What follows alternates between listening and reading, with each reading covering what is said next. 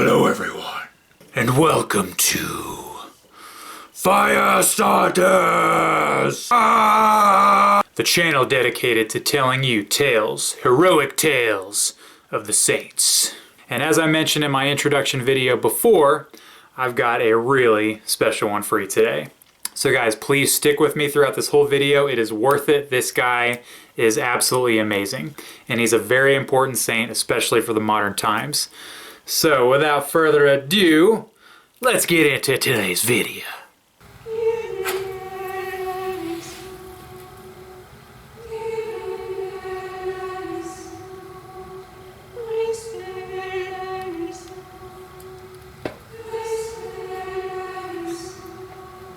Alright, so in order to introduce today's saint, I thought I would do something kind of fun.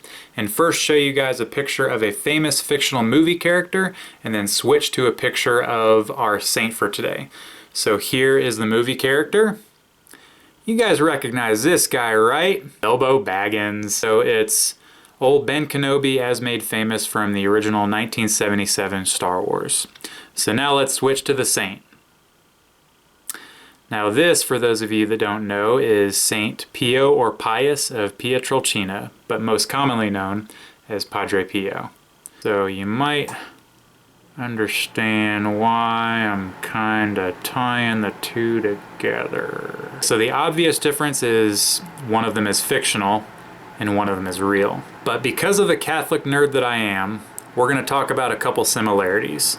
Other than the fact that they're both wearing brown hooded robes and they got friggin' sweet beards.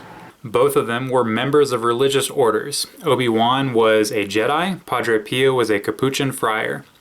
They both fought in wars. Obi Wan fought in the Clone Wars, and Padre Pio was a medic in World War I. They both had powers. Obi Wan could control and use the Force. Padre Pio had the gift of bilocation, meaning he could be like two places at once. He had the gift of healing, like he could heal people with his hands or with his prayers. He had the gift of levitation. His brothers at the monastery report him levitating while he would pray. He could read souls, like he could know what was on your heart and your soul before you could articulate it. He also was a stigmatic, but we'll get to more on that later. They both carried elegant weapons. Obi-Wan, as most of us know, carried his lightsaber. You cannot own a real lightsaber, which is a great big fat bummer. But you can own one of these. This was Padre Pio's elegant weapon throughout his life. He would pray 15 to 20 rosaries a day. I thought praying one rosary a day was hard. They both had similar quotes in life. Obi Wan Kenobi, if you guys remember, in the lightsaber battle with Darth Vader, he said, "You can't win, Darth. You strike me down, I shall become more powerful than you can possibly imagine." Well, Padre Pio, one of his famous quotes that he would say is, "My real mission will begin at my death." And finally, this one's a little crazy. I kind of discovered it for myself and I was like, it blew my mind when I found it out. Padre Pio's birthday was May 25th, 1887. Now, can any of you guys guess when Star Wars A New Hope was released? The official release date was May 25th, 1977. Coincidence? I think not. George Lucas, did you get your ideas from Anyways, Obi Wan Kenobi is fictional, but Padre Pio is real. So Padre Pio wins. So, let's go ahead and talk about Padre Pio's life. We'll talk about his early life first. We'll get into his priestly monastic life, and then we will get into some of the crazier stories associated with him later in life. Padre Pio was born May 25th of 1887 in the small little southern Italian farm town of Pietrelcina. But his name was not Padre Pio when he was born. That was a name he was given later when he became a monk. It's kind of like, Father John. It's a very priestly name. It would be a really funny conversation to have with the nurse, like, "What did you name your son?" Father John." The nurse is just like, "This is a weird family. Okay, bye." He was actually given the name Francesco Forgione at his baptism, and his father was Grazio Mario Forgione, and his mother was Maria Giuseppa di Nunzio. But apparently everybody called her Mama Peppa, which is like the most Italian thing I've ever heard in my life. He also had an older brother named Michele and 3 younger sisters named Felicita, Pellegrina, and Graziella. His parents also had 2 other children that died in infancy, so in reality Padre Pio had 6 siblings. So just for some geographical perspective, let's go to Italy on Google Maps. So here is Italy right here. Now we go down to the south, right above the boot, and here is Naples, right along the Tyrrhenian Sea. Now if we travel northeast, we'll end up in the province of Benevento here. And if we go a little bit more northeast, here is Pietrelcina, our little town. Now Pietrelcina was a simple farm town where the locals, including the Forgione family, lived very modest lives and worked hard. And they were also extremely religious and celebrated feast days of the saints throughout the year. Francesco's family in particular, they would go to daily mass every day, they prayed the rosary every night, they would abstain from meat 3 times a week in honor of Our Lady of Mount Carmel. And interestingly, they were all illiterate because they couldn't afford education, but they memorized Bible scriptures and they would narrate Bible stories to their children. That was like their Netflix back then. Now Francesco as a young boy developed a deep relationship to God and a fervent prayer life, and as young as age 5, he wanted to dedicate his entire life to God and become a monk. At age 5, now when I was 5, I wanted to push a Tonka truck as fast as possible and ram it into dirt piles. I also wanted to take dirt and throw it at my friends, and I did that one time and there was a big rock in it and I didn't know it and I ended up giving him stitches, so that was fun. Francesco also struggled playing with other kids because they would use bad words. Like as soon as another kid used a bad word, he would just scream and run away. Even as a child, Francesco knew the concept of crushing the head of the serpent once it became visible. Not the heads of the other kids. He would not crush the heads of his friends. Let's just move on. He also frequently struggled from illnesses such as gastroenteritis and typhoid fever. But despite this difficult upbringing, he still expressed a longing to join a monastery and become a monk. Now he knew about this group of monks called the Capuchins, who walked barefoot everywhere, wore these really cool brown hooded robes, and could grow these awesome beards. And he was just like, I have found my calling! Now when Francesco got older, his parents actually took him to a Capuchin monastery in Morcone, Italy, which was very close to Pietrelcina.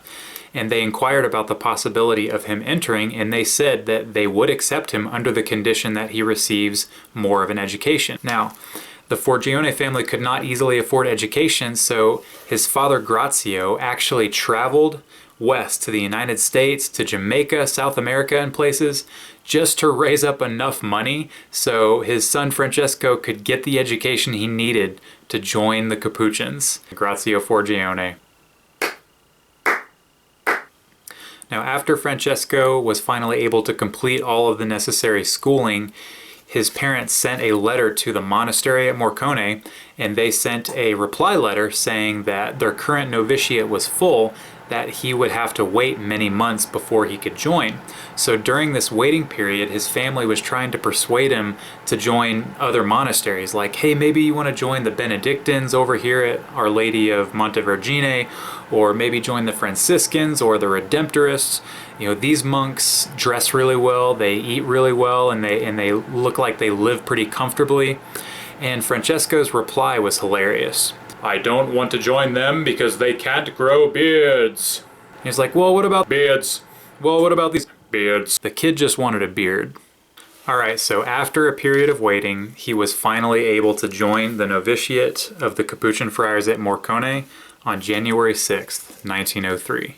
Now, beards were not the only reason Francesco wanted to join the Capuchins. The Capuchins were an autonomous branch of the First Franciscan Order of Monks that formed in the year 1525. And the Franciscan Order of Monks was founded by Saint Francis of Assisi and recognized by the Church in the year 1210. Now, Saint Francis of Assisi was someone who Francesco deeply admired. Often you'll find that saints are great big fans of other saints. We should take note of that. Now, quick fact about the Capuchins. If you've ever gone to a coffee shop and ordered a cappuccino, the cappuccino was named after the Capuchin monks because the color of the coffee drink resembled the color of the robes or the habits that the Capuchin monks would wear. Now, after Francesco entered into the monastery, he got to wear those cappuccino-colored Franciscan robes, and he took the name Pio after Pope Saint Pius I and took vows of poverty, chastity, and obedience. And at age 17, he traveled to the friary of St. Francis of Assisi in Umbria to begin his 7-year study. All right, so during Pio's studies as a young monk, he prayed and fasted intensely. Now, he fasted for a couple reasons. The first reason being that fasting is a form of mortification, which means dying to yourself. More specifically, it means dying to your personal desires. It's not a form of self-hatred, it's a form of self-denial. So you separate yourself from worldly pleasure in order to glorify God.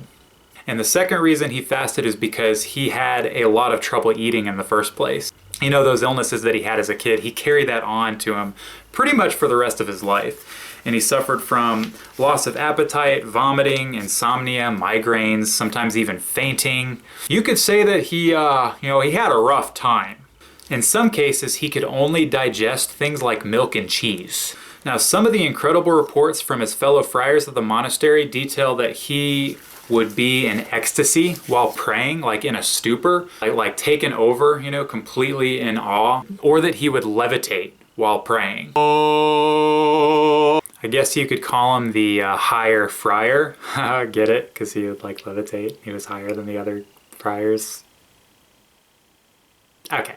He made his solemn profession on January 27th, 1907, and he was ordained a priest in 1910 by Archbishop Paolo Scinosi, I don't know if I'm pronouncing that right, at the Cathedral of Benevento.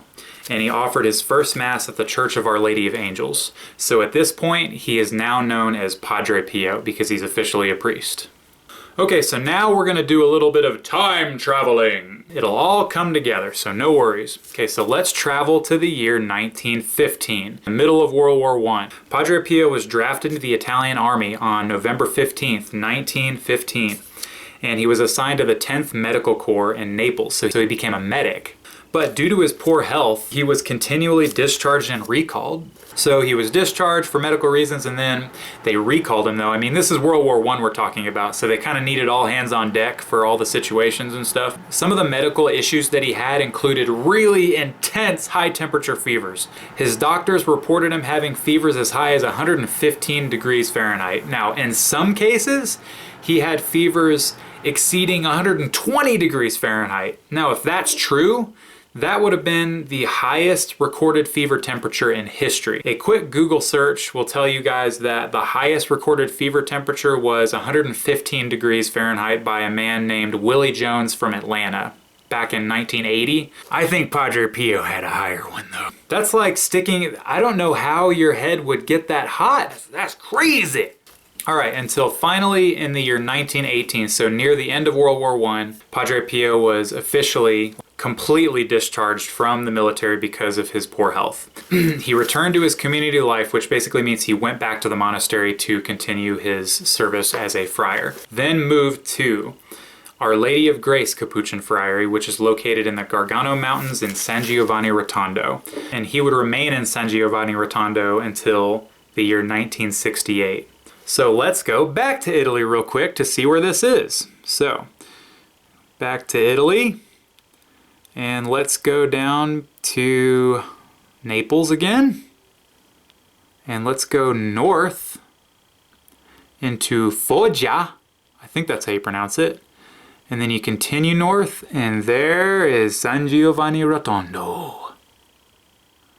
All right, so now let's go back in time to September 7th, 1910. This is about a month after Padre Pio's ordination to the priesthood. Now, Padre Pio was a friar, not a monk. Now, the main difference is that friars work among the lay people, whereas monks work in their monastery. Now, because he was a friar, he could travel outside the monastery to do his ministry or to go home, things like that. So Padre Pio often traveled from his monastery to Pietrelcina back home. And the reason why he did this is because he found great solitude back on his family farm.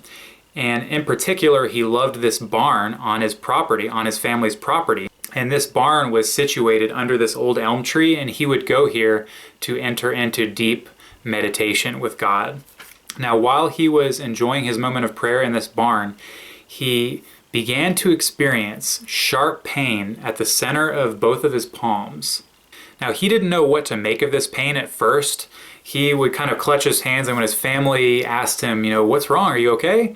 He was really modest about it. He didn't want to draw attention to himself, and he's like, oh, I just, it's nothing. I just have a little bit of pain in my hands. This was the first time Padre Pio began to experience the pain of the stigmata. Now, the stigmata means the wounds of Christ. So on the palms of the hands, on the feet, where the nails from the cross went through, sometimes on the head, the crown of thorns, sometimes the side, or even on the shoulder, where Christ carried his cross. Now, the really cool thing is that there's a chapel built around the old elm tree that housed that barn where Padre Pio first experienced the pain of the stigmata, and you can go there to Pietrelcina and visit that chapel today. Padre Pio's trips he would take to Pietrelcina to go to that barn to pray were very similar to the sort of windy and uphill trip that Christ took carrying the cross to be crucified at Calvary. So it's kind of like a geographical stigmata. Really crazy to think about.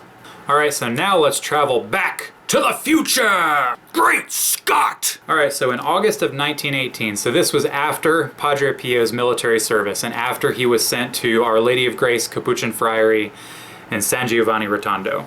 In August of 19, he was in the old sacristy of the monastery when he had an experience that he described in a letter. This is a crazy vision that he had of a heavenly apparition with a spear that threw a spear towards him, and he wrote this letter to his spiritual director at the time. It was on the evening of August the 5th. I had just finished hearing confessions when I saw a heavenly apparition with a fiery point. This apparition threw the spear towards me. I suppressed an outcry at the same time. I had the feeling that all my insides had been burnt out. I no longer have the strength to live on. The agony becomes almost unbearable. Oh God, do you continue to intend this punishment? But with submission I will say, thy will be done. So Padre Pio was truly affected by this apparition, and he had to remain in bed for 3 days after this. 1 month later, on September 20th, he celebrated Mass at the side altar of St. Francis. Afterwards, he began praying and giving thanksgiving in the choir of the church. He had another extraordinary experience. He wrote, "Suddenly I was seized by a strange fatigue like a gentle sleep, spirit and body lost in an indescribable peace. Around me was a complete calm. I experienced a deep peace and a perfect separation from everything. It all happened suddenly like lightning, and again I could see before me that mysterious heavenly apparition which was similar to that which I had seen on August the 5th. Except that now this apparition was bleeding severely from hands and feet. It was a terrifying sight. I can't describe what I'd been feeling. I thought I was going to die. Certainly I would have died. My heart threatened to burst, but our Lord sustained me. After the apparition had vanished, I realized that my own hands and feet and my side had been pierced, and blood was pouring out of these wounds. The pain I'm enduring I cannot describe. Loudly and urgently, I implore our God to take away from me these visible marks, but not to release me from this agonizing pain." Now here is a question. Why would Padre Pio ask our Lord to remove the physical wounds, the visible marks from his body, but not to relieve him of the agonizing pain?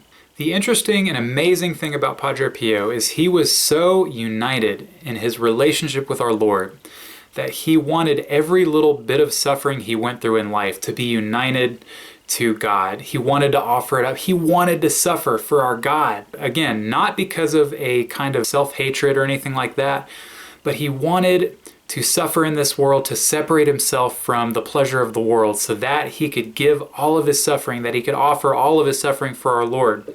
Colossians chapter 1 verse 24 says, "Now I rejoice in my sufferings for your sake, and in my flesh I am supplementing what is lacking in Christ's afflictions in behalf of his body, which is the church."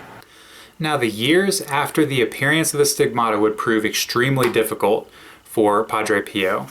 At the monastery, his brothers would often find him on the floor. Like they would hear thrashing sounds. They would hear almost what would sound like demons in his room at the monastery.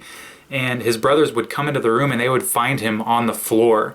bleeding, like wounds on his head and stuff. He would have these supernatural encounters with the devil himself. Now, regarding his stigmata, he would not show his wounds. He would keep them concealed with gloves or with linens constantly. There was much skepticism regarding his stigmata from doctors, from scientists, and from the church. So everybody was like, did he do this to himself? Is he trying to get attention? Like, what's the deal here? A really interesting thing to note is that his wounds never festered. You wouldn't get scabbing, you wouldn't get like pus forming or infections or anything like that. And his wounds never smelled bad. They smelled almost like perfume, like flowers or violets. Now, when word of the stigmata got outside of the monastery, doctors, medical examiners, and people would observe the wounds multiple times to come to the same conclusion, like, we don't know what's going on here. This is weird. And as mentioned before, the Catholic Church was also skeptical. And it's important to note that the Church does not form a definite opinion, a definite position on a miracle associated with a person until a long, arduous examination and years of research into the situation. Now, the Pope at the time, Pope Benedict XV, would answer skeptical bishops and say, why don't you just go and see for yourself? And after Pope Benedict died in 1922, Pope Pius XI became his successor and had careful examinations carried out. And the next 10 years would prove extremely difficult for Padre Pio because church authorities continued to question the validity of his stigmata and possibly his mental state. Is this guy crazy? Is this priest all right in the head? So he was restricted from his public ministry and from his correspondences. He was basically told to live a private life and be inaccessible to the public. So, like most people would probably think, this is an insult. What? The interesting thing about Padre Pio is he did not protest. He obeyed without question. And instead of complaining and protesting, he decided, okay, this is the time I will use for meditation, for prayer, and for reading, for study. So during this time of his restriction, of his basic, isolation in the monastery, he read tons of books during this time. According to letters by Padre Pio, he read 35 volumes of world history, 16 volumes of history of the popes, 28 volumes of history of the church. He just read a crap ton of stuff. And Padre Pio's wounds were diligently observed by a medical doctor named Dr. Festa, and it was determined that there was no natural explanation for the wounds. And finally, in the year 1933, Pope Pius XI allowed Padre Pio to celebrate public Mass again and to receive pilgrims. And from this moment onwards, thousands of people flocked to San Giovanni Rotondo to assist at Padre Pio's Mass. And thousands and thousands and thousands of people came simply just to attend his Masses. Many people who came to his Masses were instantly converted and strengthened in their faith. Now, while Padre Pio's stigmata is fascinating, it's hardly the only thing that made him extraordinary. He said Mass at 5 a.m. every single day, and the church was always packed. They actually had to enlarge the church just to fit more people. If only we had those problems in the church today. Pilgrims would flock to him to go to confession. He would spend 12, sometimes 18 hours a day hearing confessions. That's like hundreds of confessions every single day. He also had this weird ability to, read souls during confession. So if you were in confession with Padre Pio and you said all your sins, he would say okay, you're forgetting something. He ensured that you would say a complete confession. There's also this incredible story of during confession, he told a woman for her penance to go look into a well, look into the water of a well. And when she did, she saw the face of the child that she had aborted. There are also reports that he had the ability to smell sin on people. I wonder what sin smells like. Probably smells pretty dang bad. People would camp outside the church for weeks just waiting in line to go to confession. People also traveled from all over the globe to come to make pilgrimages to San Giovanni Rotondo to attend his Masses. There are also reports of his ability to bilocate. People reported him visiting them in their home. But his religious brothers Like the day that that happened, his brothers say, no, he never left the monastery. And this kind of goes back to what I said earlier. He fasted and prayed to incredible extremes. He slept for like only 2 to 3 hours a night. He ate like 4 ounces of food a day, which is not enough for an infant even. And he prayed dozens of rosaries every single day. Padre Agostino, one of his fellow brothers, once reported him subsisting from food for 20 days. Like, he didn't eat for 20 days, basically only consumed the Eucharist at Mass. Remember the scene from Kung Fu Panda where Tigress is talking to all the people at the dinner table and she's like, I hear the dragon warrior can live on nothing but the dew of a ginkgo leaf and the energy of the universe. Well, the higher friar can live on nothing but 4 ounces of food a day plus the energy of the Eucharist. Now, despite all the intense physical ailments and his personal sacrifice that he went through, he was known to be joyful and humorous. He would tell jokes and he would play pranks on his fellow friars. He loved to joke that when Saint Peter closes the doors to heaven, the Blessed Mother opens the windows. He famously quoted, "There is nothing you cannot obtain through the Mother of God." All right, so now we're going to travel to the year 1940. So we switch from one world war to another world war. And on January 6, 1940, Padre Pio formed the idea of a hospital to be built in San Giovanni Rotondo, which he knew was greatly needed, especially with all the craziness and the horrific stuff going on when the Nazis were invading all of Europe. He met with his spiritual followers, Dr. Guglielmo Sanguinetti and someone by the name of Ida Seitz. And he said, "This evening I begin my earthly work. I bless you and all those who will labor with us in this great work, which will be greater and more beautiful with each passing day." Now, the vision he had of this hospital was to be distinguishable from other hospitals, and he wanted it to be a home for patients to feel at ease. Now, many were skeptical about this and thought that the hospital would be impossible to build on the rocky terrain, especially during war times. But millions of devotees from around the world donated money for this hospital to be built. And after World War II ended, construction began on May 19th, 1954. On July 24th, 2 months later, the first surgery rooms were open to the public. And on May 10th, 1956, the first patient was admitted, and this hospital was called Casa Sollievo della Sofferenza, which means House of the Relief of Suffering. And I hope I pronounced that right.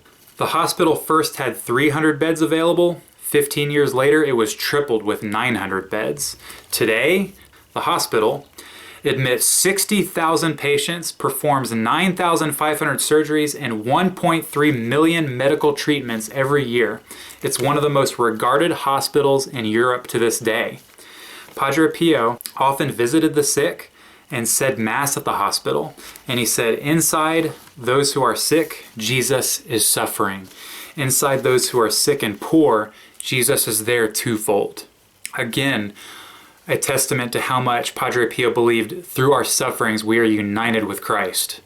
Alright, so now we have arrived at the point in this video where I'm going to tell you guys 3 incredible miracle stories of Padre Pio. The first one is the story of Gemma di Giorgio. Born in 1939 in the Sicilian town of Ribera, Gemma di Giorgio was born without pupils. And examined by several doctors, it was determined that she would never be able to see in her life. She would be blind for life, basically. The family realized that it would take a miracle to cure her eyes. There was an altar dedicated to Our Lady called Mary's Altar in their local church. So they took her to that altar to pray for her. A family relative who was a nun had heard about the miracles associated with Padre Pio in San Giovanni Rotondo and advised the family to seek him out for his prayers. So the nun wrote a letter to Padre Pio to pray for Gemma. And one night, the nun saw Padre Pio in a dream in which he asked her, "Where is this Gemma for whom so many prayers are being offered and that are almost deafening?" In the dream, she introduced Gemma to Padre Pio and he made the sign of the cross on her eyes. This is all in the nun's dream. So when she awoke from the dream, the next day, the nun received a letter from Padre Pio that said, "Dear daughter, rest assured that I will pray for Gemma. I send you my best wishes." The nun told the family about the dream, and Gemma's grandmother took Gemma on a voyage to San Giovanni Rotondo. So they had to travel from Sicily by boat to the mainland of Italy and travel up to San Giovanni Rotondo. In the middle of the journey on a train along the Adriatic Sea, Gemma looked out into the ocean and pointed out to her grandma that there was a steamship far out to sea. So, okay, wait, my blind granddaughter sees a ship. What? You're blind. You can't see anything. You're blind. So when they arrived in San Giovanni Rotondo, they went to the monastery and found themselves in a large group of people. You know, as I mentioned earlier in this video, thousands of people would flock to this monastery every single year. In the midst of this large group of people, Padre Pio pointed out Gemma and her family and said, called Gemma di Giorgio by name, like without even knowing them, without even seeing them once, called them out by name and brought her to the confessional.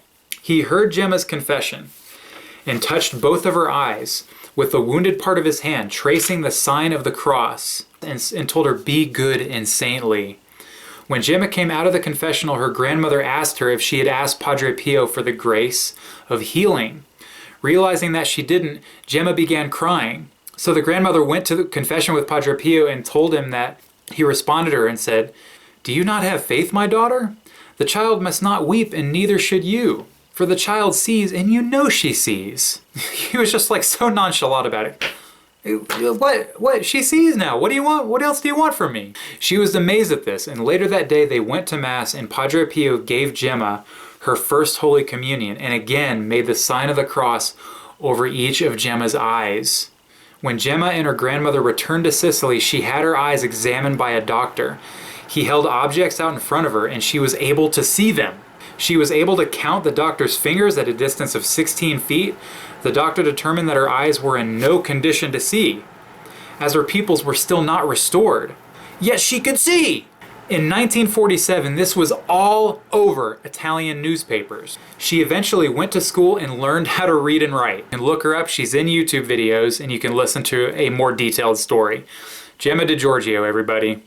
Alright, so now we move on to story number 2. The story of Vera Marie, the infant child of Harry and Vera Calandra.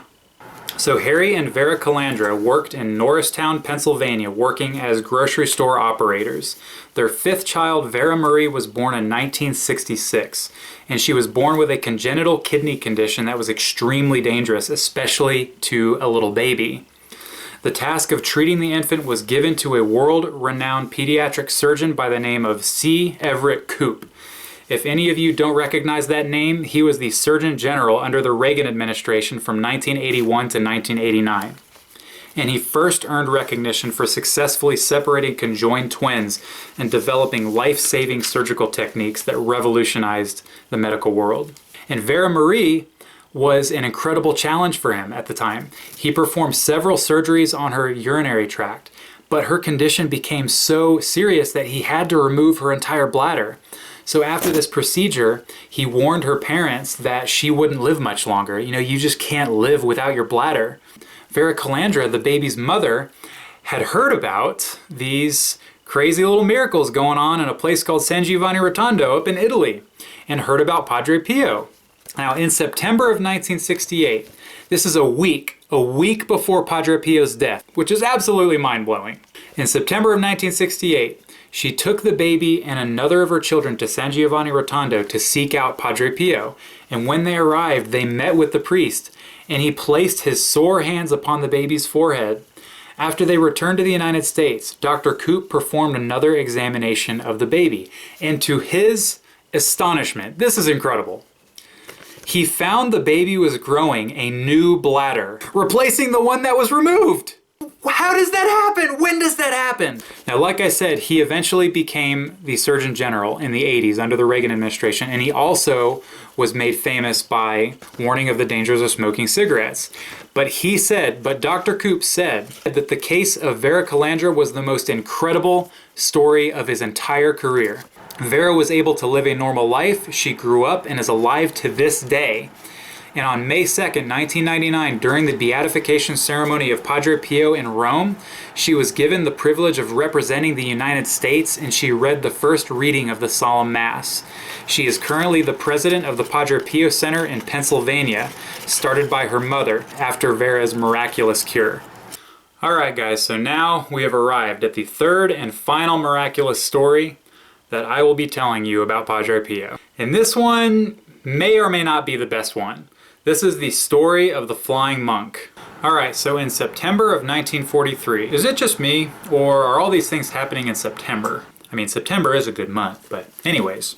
In September of 1943, so this is the middle of World War II, bomber pilots of multiple air forces, American, British, Italian, were given the task of carrying out bombing runs in the area of San Giovanni Rotondo. Why was this? Well, because there was intel that the Germans were stockpiling munitions in the Gargano Mountains, which is where San Giovanni Rotondo was situated. Now here's the thing. When the pilots flew close to the town to carry out these bombing runs, the aircrew reported some pretty peculiar happenings. In the sky in front of the aircraft, they reported seeing a robed figure like a monk flying in the sky and gesturing to the pilots to turn back away from the town. Pilots also reported their aircraft functioning abnormally or turning uncommanded away from San Giovanni Rotondo. Johnson, what's happening? Why can't we control the aircraft? I don't know, sir. I can't seem to control it. I don't know what's going on. When the aircraft would get close to the bomb targets, they would try to open up the bomb bay doors, and the bomb bay doors would mysteriously malfunction. The buttons wouldn't work mysteriously, and when they did manage to actually drop some bombs, the bombs would veer way off course into the forest and dropped harmlessly. Frustrated with the constant mission failures, Allied leadership began to question the crew members. So you can imagine the hesitation of the aircrew members to mention, a flying monk stopping their plane. What would you think if someone told you there was a flying monk? I believe I can fly. Still though, they needed to provide some form of explanation to their leadership. And predictably, when they told them of a mysterious flying figure stopping their plane, the leadership laughed in disbelief or dismissed the crew members, concluding that they had hallucinated due to things like combat fatigue. Now, determined to get to the bottom of it, American General Nathan Twining actually decided to personally command a mission and fly in one of the aircraft to perform another bombing run. When the mission kicked off, the crew flew the aircraft toward the target area above San Giovanni Rotondo, and to General Twining's astonishment, he saw the monk in the sky with his hands raised in front of the aircraft. Okay, so now I'm just thinking like Gandalf. You shall not pass! Never once was a bomb dropped in San Giovanni Rotondo. Eventually, the bomb targets were abandoned completely. After the war ended, word spread around that there was a monastery in San Giovanni Rotondo, where a friar associated with many miracles lived. So, General Twining, accompanied by many members of the air crews from those failed missions years ago, actually traveled to the monastery. And when they arrived, they met a group of robed friars, and General Twining and the rest immediately recognized one of them.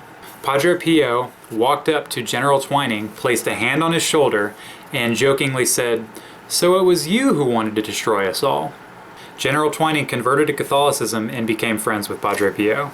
A quick Google search and you can find several pictures of this meeting, and here's one of them right here.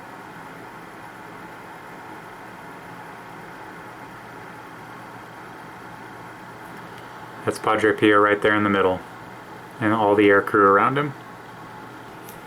Amazing. You just can't listen to those stories and not be flippin' amazed. All these miracle stories are incredible and the stuff of dreams and fantasy, but they are not what made Padre Pio great. He was great because of his unwavering desire to serve God and do His will. He celebrated his last Mass on September 22nd, 1968. Again, the month of September. He died at around 2:30 a.m. the next morning on September 23rd, exactly 50 years after the appearance of his stigmata. The stigmata, interestingly, disappeared from his body after his death. Today, his body is on display in a transparent casket in the crypt of the new sanctuary in San Giovanni Rotondo. So, even if any of you still do not believe the miracles associated with Padre Pio, you still can't deny that he was a model of selfless love.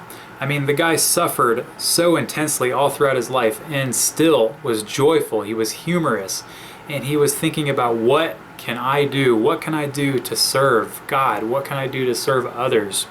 He was a model of holiness that all of us should follow after. And he left us with a couple of little tidbits of advice.